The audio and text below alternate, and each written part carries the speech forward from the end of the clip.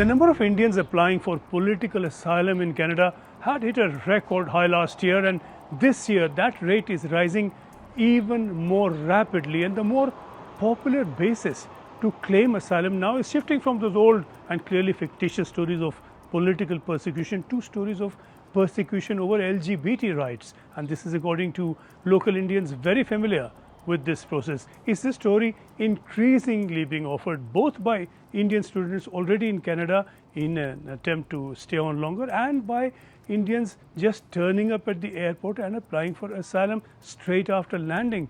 The LGBT story is now the best bet. They ask very few questions. If you are seeking asylum for LGBTQ claims, it's an easier route. If you fail to get your permanent residency through student route, through work permits, it is a certain way of getting into Canada.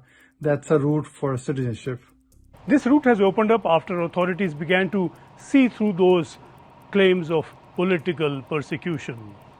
First of all, they try all other methods. Secondly, they try asylum seeking, which was basically traditional route of claiming political asylum, that is political persecution.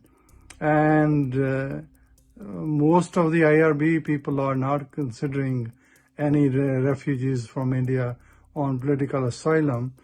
The numbers getting asylum are soaring. Just the first half of last year saw 16,800 asylum claims by Indians, and that's well above the total of 11,265 in the year previous. And the second quarter of last year saw a 500% increase over the corresponding period of the year before. Increasingly now, these are applications by Indian students already in Canada. In the first 9 months of last year, 2,290 Indian students filed asylum claims, and that's compared to 115 Pakistanis, 280 Sri Lankans, 355 Chinese. So Indians are very well ahead here.